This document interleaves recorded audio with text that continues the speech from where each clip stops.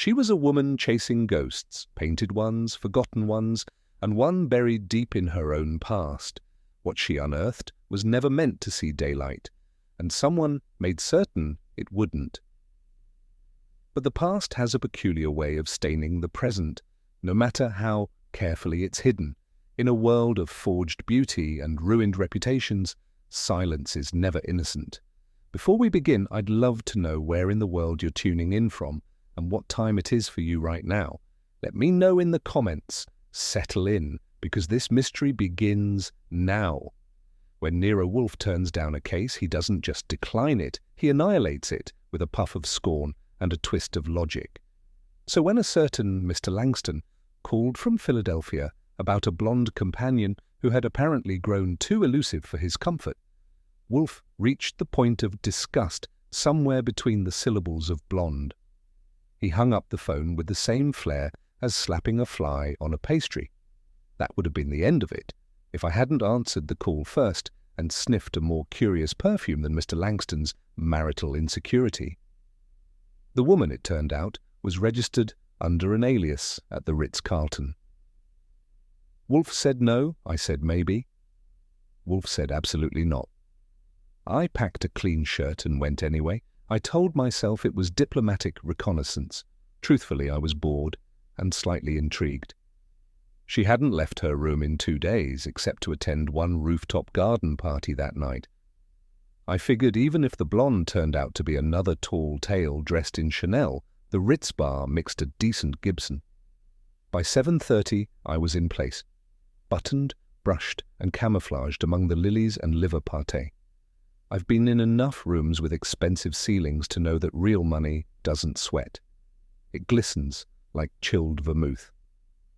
The rooftop garden at the Ritz was lit soft and gold, like a photograph someone overpaid for. The air was full of violins and restrained laughter.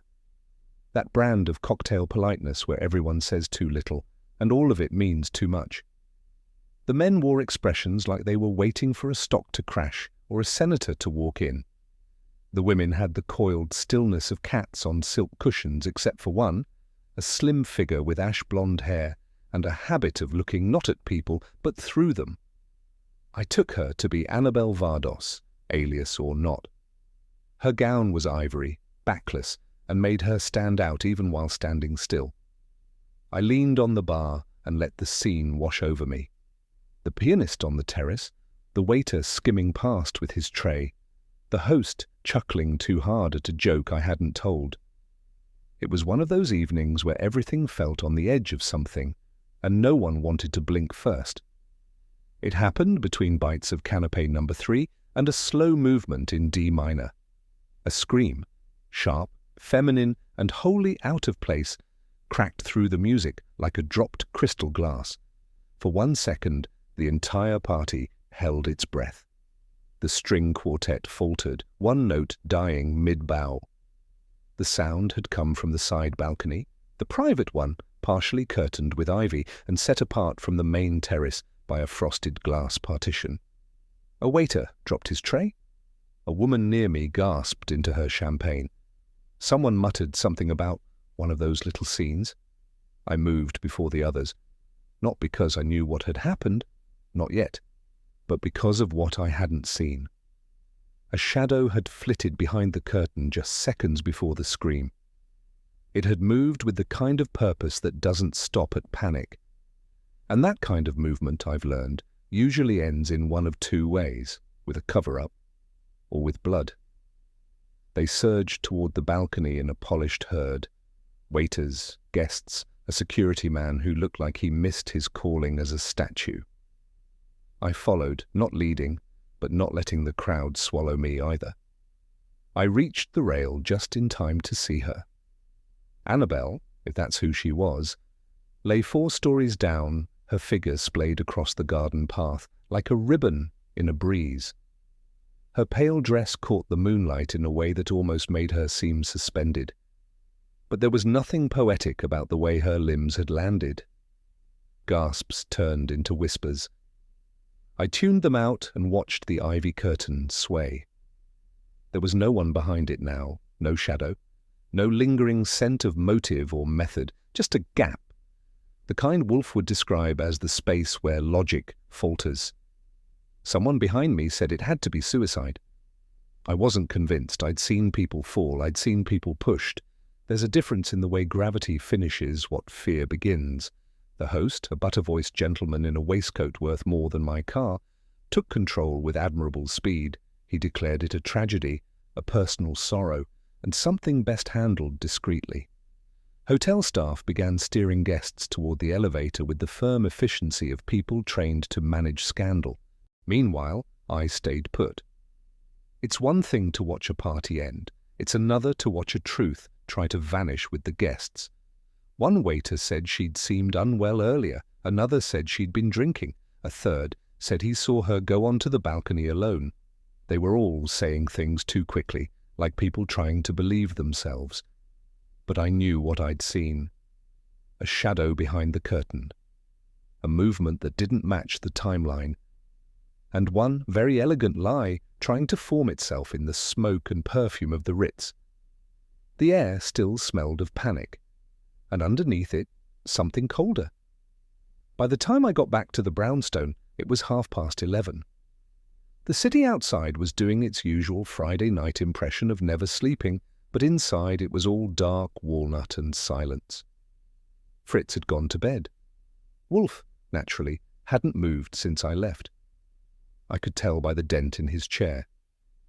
He raised one eyebrow when I entered. That's as close to interest as he'll ever get without prompting. "Well," he said. I gave him the short version first. The scream, the fall, the curtain, the host's eagerness to call it suicide. Wolfe listened with the air of a man being read a weather report for another continent. When I mentioned the figure I saw behind the ivy just before the scream, he only sniffed. Pfui. If the woman chose to leap or someone chose to aid her, either way it is sordid and of no use to me. I knew better than to argue. Wolfe doesn't chase ghosts. He waits for them to come knocking, preferably with a retainer in hand. But something told me this ghost had legs.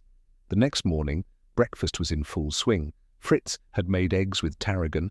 Wolfe had just begun his second helping, and I had the paper folded to the society page when the bell rang. I went to the door. The man on the stoop looked like he'd been poured into his clothes 2 days ago and hadn't slept since. His tie was askew, his coat limp, his eyes the colour of forgotten coffee. But what caught me wasn't how he looked.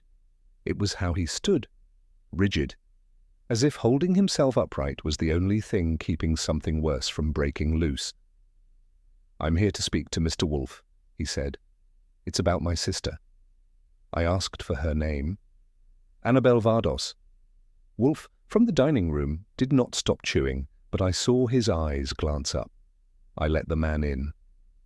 Fritz would be annoyed, but grief doesn't wait for breakfast. He sat in the red chair, clutching the rim like it might bolt. When Wolfe asked for his name, he gave it with the quiet formality of a man who once believed in rules. "Theodore Vardos." His voice cracked, but not from theatrics, from something worn down to the bone. "I believe my sister was murdered," he said, "and I think I know who did it." The air in the room shifted. Wolfe didn't blink, but I caught it, that infinitesimal pause between interest and calculation. The ghost had knocked all right, and Wolfe, reluctantly, had heard it. He sat on the edge of the red chair like it might resent his weight. Hands folded, posture academic. Eyes that had once probably squinted over Greek manuscripts now looked like they'd been fixed on the dark side of grief for several days. Theodore Vardos was what you'd get if you poured a librarian into a tweed suit and added a dusting of heartbreak. He introduced himself with the careful diction of a man who's spent more time with Thucydides than with small talk. A professor of classics currently at a college in Boston. I didn't ask which one he didn't offer. Not from snobbery, I suspected, but because he wasn't there to be important. He was there because his sister had died, and something about it smelled wrong. "She never belonged there," he said. "Those circles, those people, they consumed her. Wolfe, who had resumed the digestion of Fritz's excellent sausages after our guest's arrival, made a small noise that might have been interest. Or indigestion. I've learned not to guess. She wrote to me last week, Vardos went on. The letter was frantic. It mentioned a man from her past, and something about a painting that was never meant to be seen again. That perked Wolfe's eyebrow. I didn't speak. There's a certain silence you hold when grief arrives wrapped in mystery. I asked the usual questions, as gently as a man with my face and voice can ask, and the answers built a picture that would have fit just fine in the Sunday supplement under Gotham's cultured few. Annabel Vardos had been born into money, married out of it, then swum back upstream toward it through a circle of elite Manhattan patrons who spoke in whispers and bought their guilt in frames. She was part of a circle, Theodore said, patrons of the arts, gallery owners, a pianist, a few collectors with reputations so carefully polished they gleamed. They were close, too close. After the war, they travelled together. Venice, Zurich, once Prague. It was all very cultivated. Wolfe put down his fork and picked up his gaze. Cultivation, he said, is often a euphemism for selective memory. Vardos didn't flinch. They cultivated something. Secrets, perhaps, or complicity. I only know that in the last year Annabel began pulling away. She cancelled engagements, she stopped attending events, and she grew afraid. That word, afraid, sat there in the room like a guest no one had invited. Wolfe regarded it with mild contempt. I, on the other hand, began to wonder how many velvet curtains one would have to lift before something ugly showed its teeth.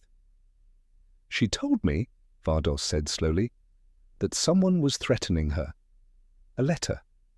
It arrived by post 3 days before she died. I asked where the letter was now. I don't know, he replied. She mentioned it in passing. Cryptic language. She said the painting had come back, and it would destroy 3 lives if it surfaced. I asked what painting. She only said, one that vanished in Europe. One that should have stayed, vanished. I stole a glance at Wolfe. His eyes were half-lidded, an illusion of disinterest he uses when his mind is racing ahead on 12 tracks and doesn't want interference. I nudged. Did your sister say who sent the note? She didn't know, but she said it was someone who knew Venice and knew her. That was something, not a name, but a context. Wolfe would call it a hinge, the sort of pivot that turns rumour into structure. Mr. Vardos, Wolfe murmured, art, like sin, thrives in darkness. This painting your sister feared, was it hers or someone else's? I don't know, he said. Only that she once called it the wound behind the frame, and she wept after saying it. Wolfe pressed his fingers together. Weeping, he said, is never incidental. Vardos leaned forward, hands trembling. His voice dropped. She wasn't a hysteric, Mr. Wolfe. She was a woman of enormous reserve. She didn't cry in public. She didn't raise her voice. But something changed. After that letter, she became brittle. I offered to come down, but she insisted I stay away. I asked, did she mention anyone specific? Anyone she feared? He hesitated. She said there were names she couldn't say, that if she named them, others would pay the price. That sort of riddle is tailor-made to send a man like Wolfe into a cold sweat. Metaphorically, of course. Literally, he was comfortably dry in his chair, looking not at Vardos, but at the empty air between them, as if sifting it for hidden clauses. She needed someone to unravel it, Vardos said, to trace the source, to lift whatever she was carrying off her back before it broke her. There was a pause. Wolfe looked at me, then closed his eyes. Grief, he said at last, has a peculiar ability to mask motive, and fear has a peculiar ability to ignite it. I knew he was close to the brink of engagement, but not quite there. Once Vardos had departed, with the offer of a phone call if Wolfe changed his mind, Wolfe turned to me with that weary expression he reserves for both sermons and sentiment. "We are not in the business of excavating regret, Archie," he declared. "A suicide, however dramatic the setting, is still a private affair." I had anticipated the resistance. What I hadn't anticipated was how much the man's voice would linger. And that letter, a vanished threat tied to a vanished painting, wasn't just a ghost of family history. It was a blueprint for murder. I said, "The police never found the note. And there's something else. A bellhop told me last night, off the record, that Annabel argued with a man outside the party room 10 minutes before she went to the balcony. That did it." Wolfe didn't speak. He simply opened his eyes and tilted his head half an inch, a gesture more expressive than a paragraph. I'd seen that particular movement before, when a contradiction presented itself and he couldn't resist resolving it. A letter unseen, a painting unaccounted for, a quarrel unheard, he said. 3 absences do not constitute a presence, but they suggest one. I didn't grin. Not yet. But I let myself breathe a little easier. That evening, after dinner, Wolfe finally spoke, not to me, but to the ceiling, which is how he addresses thoughts he doesn't want to share directly. "There is a particular odour to hypocrisy in the arts," he said. "It is worse than in politics because it pretends refinement." I took that to mean he'd decided. He stood, not because he wanted to, but because he needed to, and crossed to the orchid room, leaving me in the office with a list of calls to make. Saul would be dispatched, Fritz would be informed, and a certain professor in Boston would be receiving a telegram by breakfast. Wolfe hadn't taken the case for money and certainly not for sentiment. He had taken it because something in the structure of the thing offended his sense of order, which, for Wolfe, is practically a declaration of war. I went back to the Ritz the next day with my best manners and a crisp 20 for the concierge. Within 10 minutes, I had a name: Lucien Harwell. Gallery owner, bon vivant. Former fiancé of Annabel Vardos, and more interestingly, a man spotted exiting the side balcony a bare moment before the scream shattered the party. "Was he invited?" I asked the concierge. The man shrugged. "He's always invited. He's one of those men who arrive with a smile and leave with someone else's wine." I thanked him and walked out with the name sitting heavy in my pocket. Lucien Harwell. It had the sound of money, oil, and unfinished business, which meant Wolfe would detest him, and also want to know everything about him by sundown. I headed for a payphone, flipping open my notebook. The game had begun, not with a body, but with a name still walking, still smiling. For now. The front of La Retrospective had that peculiar scent only art galleries and inherited wealth managed to cultivate. A blend of varnish, silence, and expensive denial. The kind of place where the lighting is flattering, the walls are just shy of self-conscious, and the price tags are either missing or euphemistic. I gave my name to a receptionist whose expression suggested she graded people like fruit, and within 3 minutes I was escorted past a long corridor of seascapes into a sunlit office filled with modernist sculpture and quiet ambition. Lucien Harwell was standing near the desk, adjusting a frame by half an inch. Noticing me, he offered a hand with the theatrical ease of a man used to shaking hands that come with endowments. His suit was Italian, his cologne discreet, and his tan the kind you don't get in Central Park. "Mr. Goodwin," he said, smiling as though he were greeting a donor, not a question mark.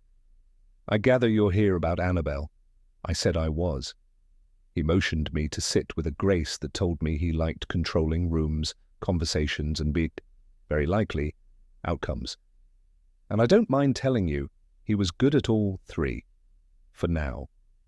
"She and I," Harwell began, settling into his chair like he owned the air around it, "were once engaged in the French sense." He smiled. I didn't. Wolfe's distaste for euphemism must be contagious. That was before the war. After 47 we both changed. I married poorly, she didn't. We drifted, as people do. He said it with a practiced melancholy, the kind of tone that could belong to a man whose heartbreak was real, or whose alibi needed just enough varnish to look authentic. She was fragile, Mr. Goodwin. Not in mind, perhaps, but in heart. She lived in a world that never gave her peace. He said he hadn't seen her in months. I asked if he'd attended the Ritz event. Briefly, he admitted. I came late, left early. I didn't speak with her. There was a pause, not long enough to be called hesitation, but noticeable to someone who's made a profession out of noticing. She seemed tired. That's all I remember. I thanked him for his candor. He inclined his head. The performance was smooth, restrained, and elegant. But performances, I've learned, are often the places where the truth forgets to blink. I stood to leave and let my gaze wander. Something I always do, slowly, because you never know which painting will give up more than its artist intended. Behind Harwell's desk hung a portrait. A woman in shadow, face tilted, eyes half closed. It wasn't Annabelle, but it could have been a cousin. The brushwork was fine, so fine it scratched something faint but familiar at the back of my head. The signature, though, didn't match. In fact, it didn't belong. "Is that a Menitz?" I asked.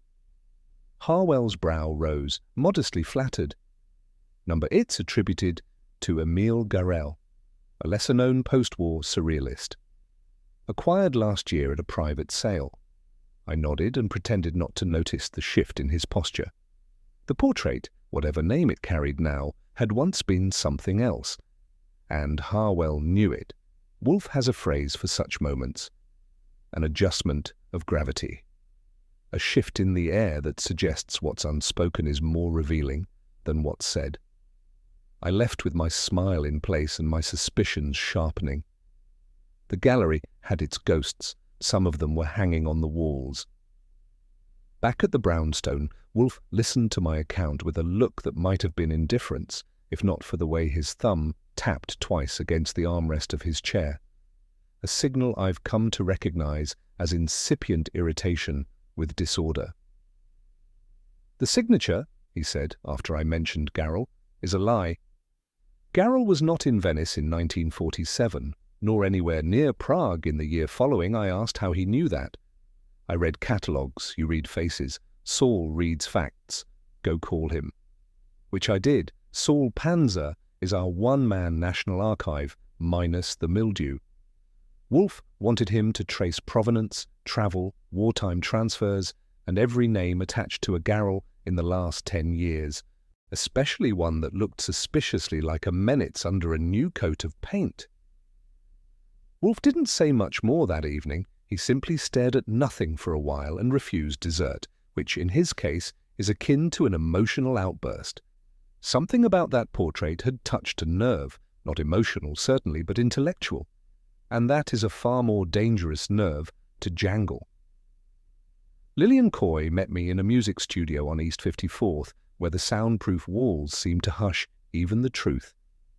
She was thinner than her photos suggested, with hands that looked like they'd once been graceful, but now trembled ever so slightly when she lit a cigarette. "I was Annabelle's friend," she said, "before it became inconvenient." I didn't press. With artists, if you let the silence breathe, they fill it with confession. "She knew something," Lillian said finally. "Something old, something dangerous. She used to say that every time she walked into a gallery, she felt like she was being watched, not by people, but by history." She looked at me. "You're not one of them. You don't belong in that world." "No," I said. "I don't. That's why they talk to me." "She had a list," Lillian said, lowering her voice. "Names. People who did things after the war that would ruin them now. She told me if anything happened to her, it wouldn't be an accident." Then she stubbed out the cigarette and stood. I've said too much. But not quite enough. Saul came in at 8:10, looking as calm as ever, with that quiet air of a man who already knows he's about to ruin someone's afternoon. He sat, handed Wolfe a folded sheet, and waited. Wolfe read it once, then again, then passed it to me without comment. The painting hanging in Harwell's office, the Faux Garrel, had belonged, under a different title, to the Lowenthal collection in Prague. It was registered in a pre-war catalogue, last seen in 1944, marked confiscated. There was more, an invoice in a Swiss dealer's archive with a forged signature, a second painting matching the subject, and a notation down in German referring to safe transfer under Operation Rückkehr. Harwell's provenance is counterfeit, Saul said, but the canvas is real. That's the stolen piece, just renamed and whitewashed. Wolfe's eyes narrowed. Art laundered with history and blood. I looked down at the paper again. Then Annabel knew? Yes, Wolfe said, and so did the man who hung it over his desk like a trophy. He leaned back, steepled his fingers, and closed his eyes. When ghosts are painted over, they don't vanish. They wait. Some people crack with pressure, some with kindness. Bellhops, at least the kind that wear white gloves and answer to tips more than titles, tend to respond best to crisp bills and quiet questions. I found mine near the service elevator at the Ritz, leaning on a cart like he was waiting for permission to breathe. I gave him 10 and a nod. The haul wasn't spectacular. A leather satchel, a pale scarf with a perfume I wouldn't describe in front of Fritz, and a half-empty envelope that had once contained a letter, but now offered only glue stains and betrayal. But at the bottom of the bag, slipped behind the lining, was a photograph. Torn along the bottom and smudged at the edge, but clear enough to catch a man's attention. 4 people, posed in that too casual way that suggests a 5th was missing. Harwell, unmistakably, Annabel, younger but unmistakable, and 2 others, a man with a chef's build and a suntan, and another who looked like he belonged at a Swiss bank, not in Venice. I folded the photo gently, tucked it into my inside pocket, and left the Ritz without ceremony. That photograph wasn't proof, not yet, but it had a pulse. And sometimes that's all you need to find where the heart used to be. Back at the brownstone, I laid the photo on Wolfe's desk like a rare cut of beef. He studied it without touching it, typical, and handed it to Fritz, who stared for less than a minute before nodding. I know that man, Fritz said, pointing to the third figure. Pierre Masseux. He studied in Lyon before the war. Now he runs Le Petit Trianon on West 63rd. 2 stars in the guide, richly deserved. I raised an eyebrow. Are you sure? Of course I'm sure, Fritz replied. He's one of the few living chefs who understands Wieler's literature. Wolfe made a noise that might have been approval or indigestion. It was hard to tell which, but it meant something. Find him, Wolfe said. Fritz handed the photo back. If he was in Venice with them, he didn't go for the wine. I agreed. If Pierre Masseux had been part of that glossy little quartet, and if Annabel had kept this photo tucked where no one would find it, then either he had something to say, or something he'd spent years making sure no one else ever did. The maitre d' at Le Petit Trianon had eyebrows that might have stopped a tank. I told him I wasn't there to dine, which he already suspected, and mentioned Wolfe's name with just enough ice around it to melt the resistance. 5 minutes later, I was seated at the bar watching Pierre Masseux emerge from the kitchen like a man trained to own every room he entered, even the ones that smelled like truffle foam and lies. I showed him the photograph. His eyes stayed neutral. Not blank, not wide, just carefully arranged.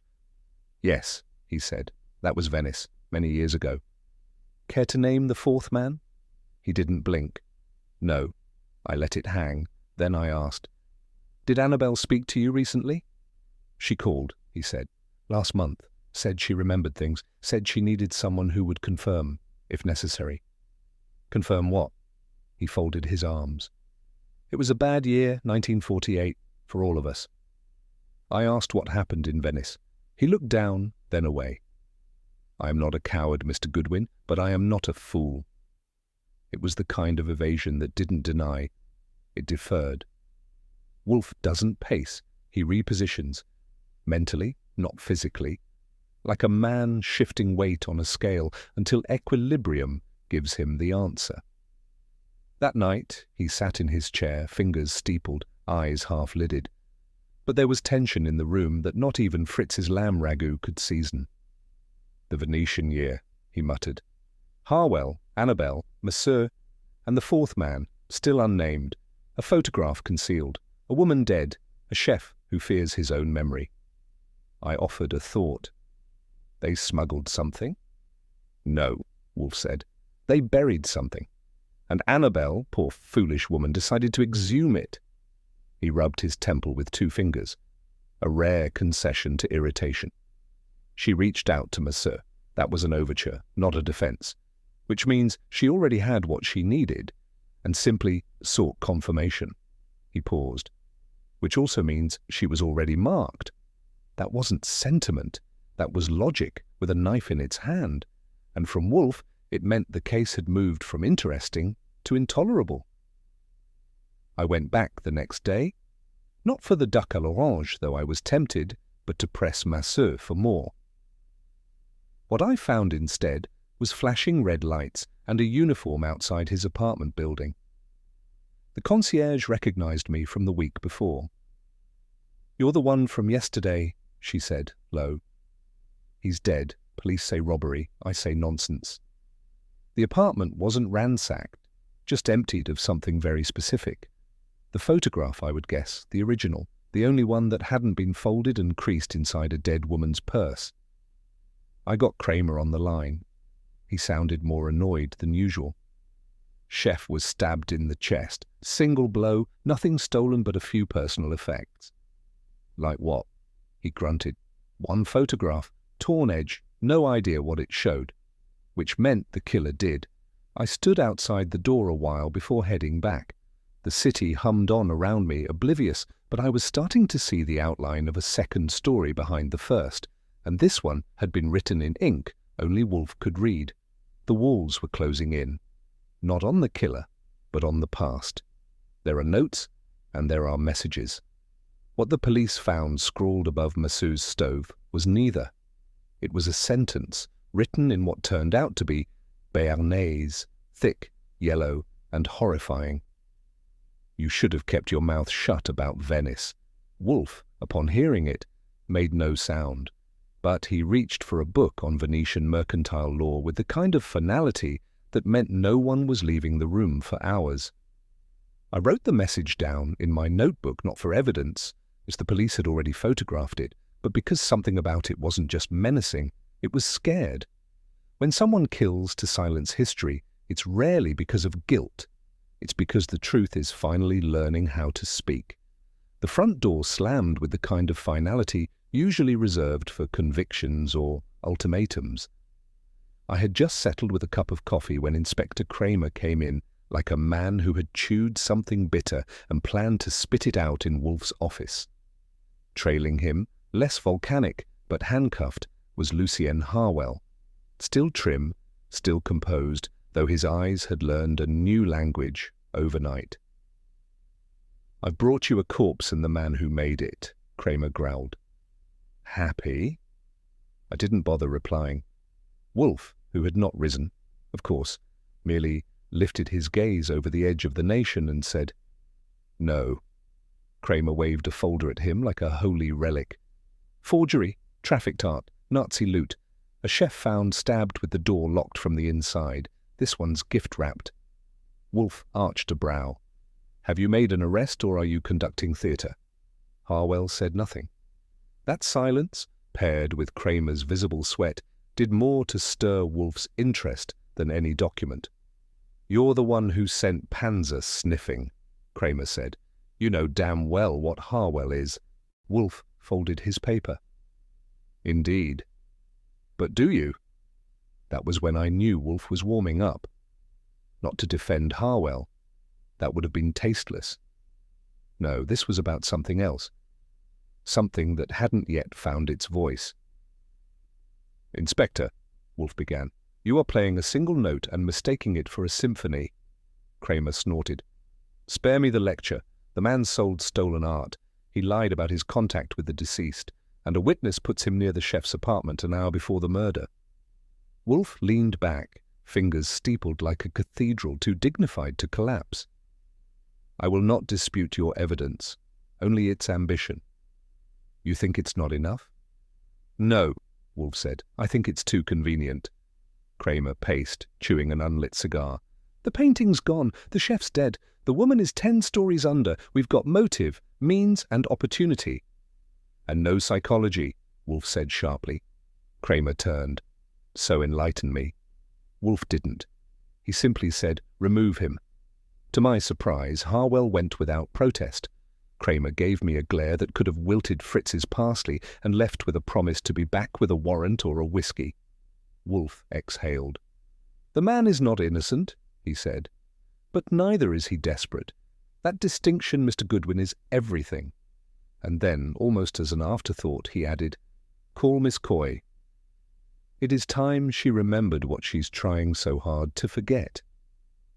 Wolfe, once left in peace, allowed himself a small portion of cow's milk brie and an even smaller concession to emotion, irritation. I do not defend scoundrels, he said, as Fritz cleared the tray. Harwell is a thief, a fabricator, and a moral coward. I nodded. But not a killer. Wolfe narrowed his eyes. Not this killer. He stood, yes, stood, and walked a precise half-circle around his desk, his lips pursed. He profited from deceit, but he does not kill for fear. That requires a different spine. Someone is afraid, yes, terribly, but not Harwell. He looked afraid to me. He looked ruined, Wolfe corrected. Fear is subtler. It seeps, it erodes. Harwell has spent his adult life painting over rot. That is not fear, it is habit. I let that sit. Wolfe resumed his chair. We are not done, he said. There is one more name to confirm. And if I am right, then the picture Annabel tried to unbury will finally have its fourth brushstroke. He reached for the phone, and his finger hovered. Get Saul. I want a diplomat. I raised an eyebrow. Any particular country? He looked up. Switzerland, where secrets go to retire. I found Lillian Coy alone in a rehearsal hall on the Upper East Side, hunched over the piano like she was playing notes only she could hear, and only barely. When she saw me, her shoulders straightened, but the colour didn't return to her face. I didn't have to ask her if she'd heard about Monsieur. Her eyes answered for her. I warned her, she said. I told her to leave it buried. I waited. She wanted to go public. She said there had to be justice, not for her, but for the past. That word, justice. She used it like it could fix something. She had names? Lillian looked up sharply. She had a list. She wrote it on parchment. Can you believe that? As if it were a confession or scripture. I let that hang a moment. And what happened to it? She said it was hidden. Somewhere only one other person could find it. I didn't ask who. I didn't want to know. I nodded, thanked her, and left. But as I stepped into the city noise again, I realized something. Lillian Coy was afraid, yes, but not of death. She was afraid of being seen. Saul, when he returned, didn't waste time. He handed Wolfe a folder and said, "You were right." Again. Wolfe flipped it open with the reverence of a priest receiving a confession he already knew. Inside were photos, passport scans, clippings in German, and one heavily redacted report from the Swiss consulate. The fourth man in the photo was the one who had vanished from memory with almost surgical precision, was identified as Dr. Ernst Volker, once a junior attaché at the Swiss embassy in Venice, later retired into private philanthropy. He runs a foundation now, Saul said. Cultural preservation, funds museums, restorations, endowments. And conceals stolen art, Wolfe murmured. He hasn't granted an interview in 10 years, I added. Lives alone in a penthouse on Fifth. Cowardice, Wolfe said, like charity, is most potent when well funded. I watched him close the folder. That completes the quartet, Wolfe said. Harwell the thief, Monsieur the silent witness, Annabel the conscience, and Volker the archivist of sins. Which one killed her? That, Wolfe said, is a matter of pressure, not position. I knew that tone. We were close, and someone somewhere knew it too. It arrived just before dinner, a modest brown package with no return address, addressed in tight, anonymous script. Fritz brought it in with his usual skepticism toward anything unaccompanied by sauce. Inside was the scorched edge of a canvas, blackened, brittle, and unmistakably painted, wrapped in wax paper. Alongside it, a card, typewritten. Now no one will ever prove what she knew. Wolfe stared at it for a long moment. He did not touch the painting. This, he said finally, is not destruction. It is confession disguised as fire. What do we do with it? I asked. He glanced at the clock. We finished dinner. Then we finished the game. There was no boast in it, no triumph, just certainty. And if I knew Wolfe, he already knew whose match lit the fire. There are silences in that brownstone that feel padded, like museum glass, the kind that don't just muffle sound, but also time. Wolfe had taken root in his chair after dinner and hadn't moved in 2 hours, not for beer, not for orchids, not even for a brief, verbal flaying of humanity. His fingers were tented just below his chin and his eyes were closed, not sleeping but sealed, like the lid of a pressure kettle. I know better than to interrupt those spells. You don't poke at a volcano while it's muttering. What had stirred him, no, what had unbalanced him, wasn't the chef's murder or even the destruction of the painting. Wolfe could handle crime. What disturbed him was dissonance, facts that refused to harmonize, psychology that contradicted evidence, and a woman who died not because of what she possessed, but because of what she remembered. At 9:45, he opened his eyes. Slowly. Not like he'd awakened, like he'd finished assembling something no one else could see. It was never about the canvas, he said. It was always about what it covered. Then he reached for the bell to summon me. The reckoning had begun. You will take this down, Wolfe said, as I settled in with my notebook. He didn't wait for acknowledgement. When Wolfe speaks in that tone, neither rhetorical nor reflective, but deductive, you write. 4 people, he began, bound not merely by social intimacy but by complicity. Venice, 1948. A city still choked with the detritus of war, smuggled valuables, displaced art, corrupted legality. Harwell, the channel, Massou, the courier, Volker, the seal, and Annabelle, the witness. He paused, then folded his hands. She was not central to their scheme, but she saw it, or was used in it, perhaps her name on a manifest or her passport attached to a crate. And she carried that, I said. All these years? Memory, Wolfe said, is the only contraband that cannot be laundered. His tone sharpened. They trafficked more than property. They preserved silence, but silence degrades. It cracks. Annabelle's attempt to confess, the photograph, the list, the chef, was not to expose them. It was to unburden herself. He rose slightly, a gesture of emphasis more than motion. They betrayed countries, patrons one another, and she finally betrayed their secret. That's why she died. He looked up at me. And now we must ask the widow. She answered the door herself. No housekeeper, no security, just the kind of hush that clings to large apartments where too many memories have outlived their hosts. Erika Volker was thin in the way age wears on nerves rather than the body. Her clothes were expensive, if neglected. Her eyes were slate. And what she lacked in warmth, she made up for in fear. I introduced myself gently. The name Nero Wolfe got a flicker of recognition. The mention of Annabelle Vardos got something colder. Not disdain, not grief, but retreat. I won't speak of Ernst, she said. I didn't ask her to. You were there, I said instead. In Venice. 1948. She flinched, just barely. You know what happened to Annabelle? Her voice was hoarse when it came. She remembered. I waited. She said she couldn't live with it anymore, that some things rot in silence. But I told her, we were all children, What did we know of laws? Enough, I said. She didn't deny it. Did she keep a record? I asked. She nodded, barely perceptible. A list, a code. She hid it. Then she looked at me, full on. But she died for remembering. What do you think I'll get for telling? The widow sat at her late husband's writing desk, hands folded like a prayer that no longer worked. What she told me came out haltingly, but clearly enough. After the war, the four of them had operated under the guise of cultural repatriation. They collected or intercepted artworks displaced by conflict, some marked for return, others conveniently misfiled. It started legal, or at least excusable.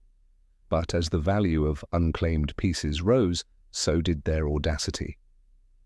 Ernst drafted the papers, she said. Pierre arranged transport through the kitchens of diplomatic parties.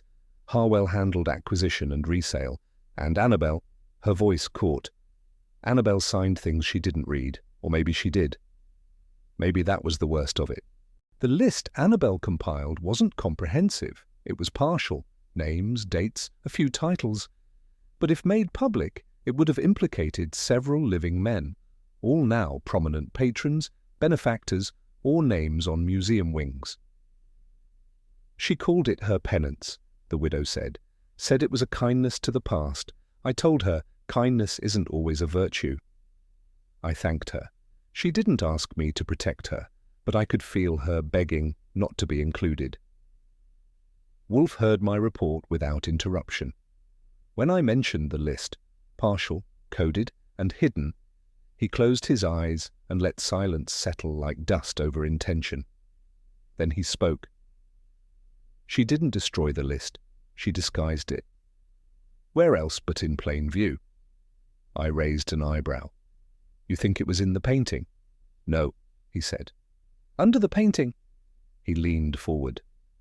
She couldn't trust words alone, too easily intercepted, but if she were to render it beneath a canvas, as restoration notes, or a false layer beneath a duplicate, it would be protected. Harwell owned it. Monsieur had seen it. Volker funded it. He looked at me squarely. That's why the painting had to burn. It wasn't sentiment, it was logic. Do you have evidence? I asked. I have symmetry, he replied. Annabel saw to that. And for Wolfe, symmetry was always a more dependable ally than proof. That evening, as the rain tapped politely at the windows, Wolfe settled into his chair with the gravity of an oracle. He didn't lecture, he declared. She did not die for what she had, she died for what she could not keep to herself. Conscience, I said. Yes. A rare and disobedient kind. I asked him, do you believe she wanted exposure? No, he said. She wanted atonement. That landed with a silence heavier than philosophy. Wolfe rarely uses moral terms unless they double as tactical ones. She was not blackmailed. She was not coerced. She chose, and that choice threatened others whose habits of concealment had become hereditary. He turned his gaze to the fire, not sentimentally, but as if the flames reminded him that clarity, like heat, can be destructive. She was not brave, he said. She was burdened, and she broke the seal. I rose to fetch the invitation cards Wolfe had dictated earlier. The reckoning would be private, civilized even. But as Wolfe put it, the time has come to make the past present. Wolfe signed each note with the formality of a man ordering the delivery of justice via monogrammed stationery. Harwell, Volker, Lillian Coy, and finally Inspector Kramer. The notes were simple: a time, a date, a location, the brownstone, Wolfe's office, no elaboration, no threat, just the unmistakable weight of inevitability. When I slipped them into envelopes and handed them off to Saul for delivery, Wolfe gave me a single instruction. Ensure they attend.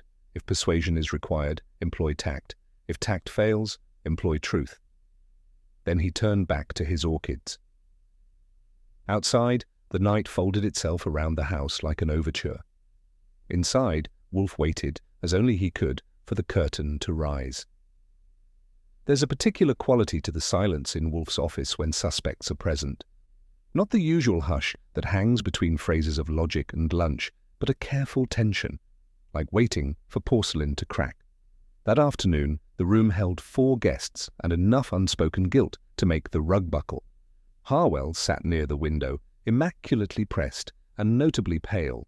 Lucien's particular shade of composure was cracking at the edges, and I'd seen enough gallery openings to know what art dealers look like when something expensive is about to break. Volker, who now went by the name Ernst Rule for philanthropic appearances, had brought his cane but hadn't used it. His calm was too rehearsed. Across from him, Lillian Coy perched like a statue with cracked fingertips, her posture perfect, and her eyes somewhere far from Manhattan. And Kramer, bless him, leaned against the archway like a man promised blood and handed meringue. Wolfe, of course, didn't rise. He let the silence simmer for a good 40 seconds before speaking. "You are all here because the past," he said, "has refused to remain inert."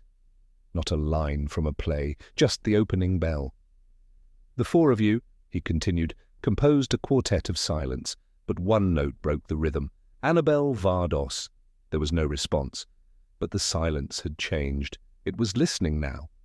Annabel, Wolfe said, his voice precise as a scalpel, had come to the decision that her silence was no longer a tolerable burden. Harwell stirred but said nothing. Wolfe's gaze didn't touch him yet. It hovered. She made contact with Pierre Masseux.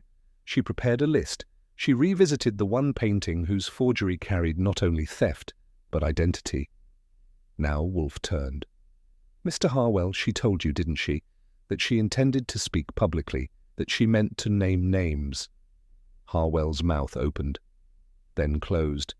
The movement resembled protest but lacked the voice. "You were the last to speak with her before she went to the balcony." Harwell started, then stopped again. Wolfe offered no mercy. "You confronted her, tried persuasion, then menace, but you failed. She would not be deterred." Kramer shifted his weight, ready to pounce, but Wolfe lifted a hand without looking. "Number you did not push her. You are many things, Mr. Harwell, but you lack the desperation required for murder." Harwell flinched, which, in that room, was the closest thing to a confession. "She told you," Wolfe said softly, "and that sealed her fate, but not at your hands." He turned then, his gaze moving toward the woman who still hadn't blinked. Wolfe's voice didn't rise. It never needed to. "Miss Coy," he said, "you followed her." Lillian's eyes remained fixed on the corner of the desk. "I've seen pianos that showed more expression." "You saw her speaking with Harwell," Wolfe continued. "And you waited. You watched her go to the balcony alone, and then you followed, because you knew what she intended." Still no answer. But the stillness around her was too controlled. When you hold yourself too tightly, the crack is inevitable. You owed your patronage to one of the forgeries, perhaps the very one Annabel had marked for exposure. If she spoke, your concert series would vanish. Your reputation would erode under scrutiny. You told yourself it was panic. You told yourself it wasn't meant to happen. He paused. "But it did." She said, barely. "You didn't plan it," Wolfe said, "but your hands were on her shoulder, your breath was at her neck, and in that moment her footing became a weapon." Still she said nothing, but Wolfe wasn't finished. "You left the party, changed gloves, and tried to forget. But forgetting is a gift time only grants the innocent." That did it. Her lips parted, not to speak, but to breathe, because in Wolfe's office, even breath can be an admission. "Inspector," Wolfe said, without shifting his gaze from Lillian, "your men catalogued her belongings?" Kramer nodded. "We went over every inch of that purse, gloves, lipstick, ticket stubs, nothing useful." Wolfe turned to me. "Archie." I handed him a small envelope from the drawer. Inside, folded like a minor offence, was a cream-coloured glove. Wolfe continued, "She wore gloves that night. She kept them on until after." He extended the glove toward Kramer. "You missed the right one, or chose not to look too closely." Kramer took it, frowning. He unfolded it, slowly. And there, Near the base of the palm, barely visible, a smudge, dried, reddish-brown. "Blood," Wolfe said. "Not enough to notice, just enough to damn." Lillian blinked. Once. "You replaced it with a fresh pair, but this one, in your haste, remained in the other purse. You carried it with you all night." Kramer exhaled, grim. "She panicked," Wolfe said, "and afterward she rationalized." That was the moment the room tipped. No longer tension, but confirmation. Wolfe settled back, his hands resting on his belly like a satisfied jurist. "The law," he said, "will have its process. But let us not mistake panic for innocence." The silence broke not with confession, but with something worse. "She was going to destroy everything," Lillian hissed. The transformation was abrupt, but not surprising. She rose, her voice hard, brittle, no tears, just fury that had waited in the wings. She knew it would bring it all down, not just Harwell, not just the Swiss. She had names, donors, families, people who had built lives since then. Her voice cracked. "And for what? For guilt?" "No," Wolfe said. "For memory." She turned on him. "You think that's noble?" "I think it's rare." "You sit there," she spat, "judging us like we're exhibits. You never lived with it." "You weren't there." "I live with truth," Wolfe replied, "however it arrives." She laughed once. Truth? She wanted to be cleansed, that's all it was. Her little salvation project. I stepped forward, but Wolfe gestured. Lillian was unraveling. And unraveling, in this case, meant honesty. She said she had to make it right. That one painting was worth undoing decades of peace. She was selfish. "No," Wolfe said, "she was tired." She didn't answer that, because tired was the one thing they all were. When Kramer led her out, not cuffed, not yet, but close, she turned once at the threshold. Her face was calm again, the performance resumed. She looked at Wolfe with something that was neither hatred nor fear, just clarity. "You didn't solve it," she said. He didn't answer. "You remembered it, like a ghost." Wolfe inclined his head, not as reply, but as acknowledgement. She had named something neither of them denied. After she left, the room remained still. Even Kramer didn't speak. Wolfe tapped the armrest once, a soft, final sound. "In the end," he said, "the past solves itself. We merely host the echo." I gathered my notebook, not quite ready to write, because that echo was still here, waiting. Theodore Vardos didn't knock. He rang once, waited, and rang again, an action marked more by politeness than uncertainty. I opened the door and saw the same man who had once sat stiffly across from Wolfe, fists clenched in grief. He looked no lighter now. Wolfe had not objected to the visit, which for him passed as a gesture of welcome. I ushered Vardos into the office. He stood just inside the threshold, hat in hand, a scholar, still in mourning. "I came," he said, "to thank you." Wolfe, ensconced behind his desk, gave the smallest nod. "You are not obliged." "But I am," Vardos insisted, voice faintly hoarse. "And yet no part of this feels like closure." Wolfe's eyes narrowed. "Closure is a myth, Mr. Vardos, a word the living use to comfort their own helplessness." Vardos's lips curved into something not quite a smile. She was tormented. Her silence was deliberate. "As is yours now," Wolfe murmured, "and I expect it will be longer-lived." Vardos lingered another minute, looking at nothing in particular, then bowed his head and left with the quiet tread of a man still haunted. Wolfe remained seated, unmoving. The air thickened with thought. For a while, Wolfe said nothing, which, in the language of Nero Wolfe, is the closest he comes to shouting. I waited him out. The hum from the radiator, the faint shudder of a winter wind outside, the rustle of the orchids upstairs, all served as backdrop to his particular brand of brooding. At last, he stirred. Not physically, of course. Only the voice moved. "There is an illusion," he said, "that the dead are finished with us, but they never are. They impose, Archie. I raised a brow. Like taxes? He ignored that. They compel. The dead cannot speak, but their silence is an indictment, a persistent one. I let that hang. Wolfe's guilt was not the operatic kind. He wasn't fond of regret, but he respected its logic. He had burned many bridges in his time, but never without a clear map of their construction. She was trying to right a balance, he went on, but the balance was never hers to control.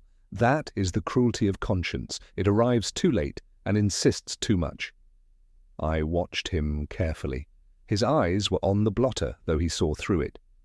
She left her truth unfinished, and now others must bear it. I didn't ask who others included. We both knew.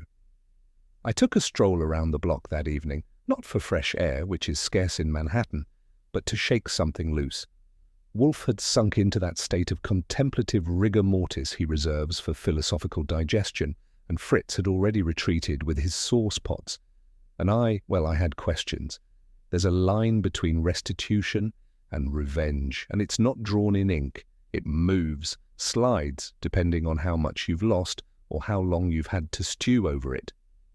Annabel Vardos hadn't left behind a manifesto, but she'd spent her final weeks turning over stones no one wanted disturbed, not to get rich, not even to punish, but to reveal.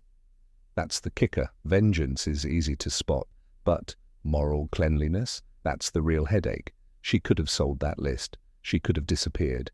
Instead, she hovered, on balconies, in whispers, behind glances at galleries, waiting for someone to notice what she carried.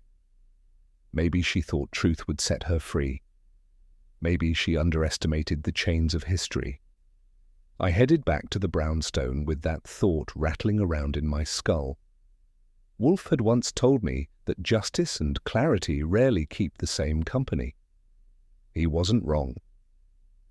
The next morning, the call came in from Inspector Kramer, short, begrudging, and uncharacteristically polite.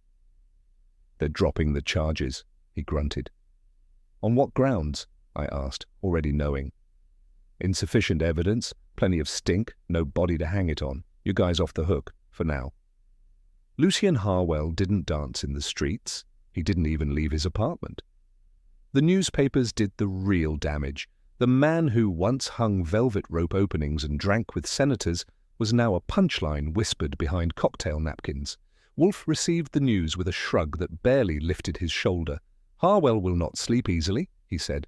"A ruined name is a very fine jail." I wasn't convinced. Men like Harwell survive.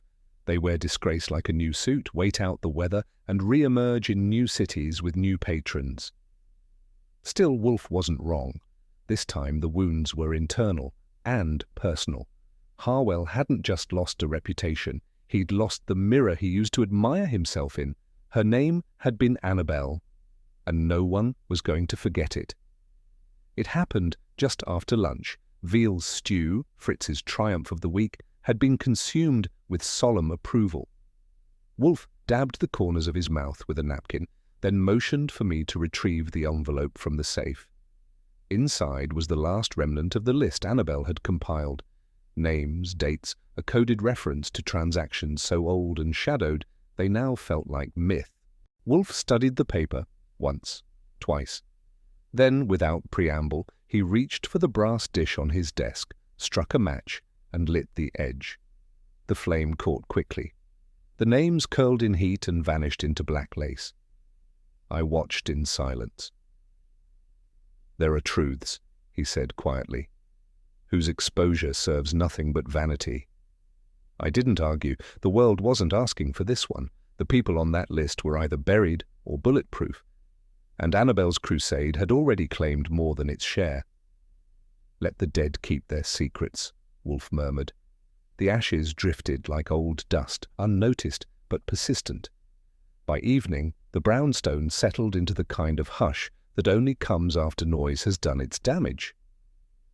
Wolfe had retreated to the orchid room, not for solace, but for routine, his favorite anesthetic. I stayed in the kitchen with Fritz, who didn't speak much, but whose clove-laced stew carried its own language. No calls came in, no knocks, just steam from the saucepan and the occasional rustle of Wolfe overhead, adjusting a pot or rearranging silence. Sometimes cases end with arrests, sometimes with headlines, and sometimes they end with a sound like nothing at all. I carried a plate up to Wolfe, which he accepted with a nod. No words, just veal and orchids, an air that no longer held the weight of a secret, but the echo of one. The letter arrived 2 days later, thin, cream-coloured, the postmark, French. I slit it open without ceremony, expecting a bill or a circular from some hopeful client with more suspicion than cash. Instead, it was from an archivist at a convent in Alsace. He'd found something, une peinture sans nom, dated and unsigned, tucked away behind a false panel in a storeroom that hadn't seen light since the war. A woman's face, partially obscured, with eyes unmistakably Annabelle's. No documentation, no signature, just brushstrokes and silence. I brought it to Wolfe. He read it once, then closed his eyes for a moment longer than a blink. "The dead," he said, "leave traces even when they try not to." I asked if he wanted to reply. He shook his head. "Number, let them keep her." I filed the letter, but it didn't feel done. Some stories don't end, they recede, until they resurface, quiet and unnamed. In the hush that follows truth, there are no victors, only the faint outlines of what might have been. A forged canvas burns, a name is cleared but not redeemed, and those who survived return to their lives, stitched with silence. Annabelle's conscience cried out louder than any threat. It was not blackmail that destroyed her, but the weight of history left unspoken. Wolfe, ever still, made no claim to virtue, only to logic. But justice, like art, is not always clear in its lines. Would you have buried the secret, or let it burn? Let me know your thoughts in the comments, and if you enjoyed the mystery, be sure to like the video, share it with someone who loves detective stories, and subscribe for more. Not every case ends with applause, but the truth, once found, always echoes.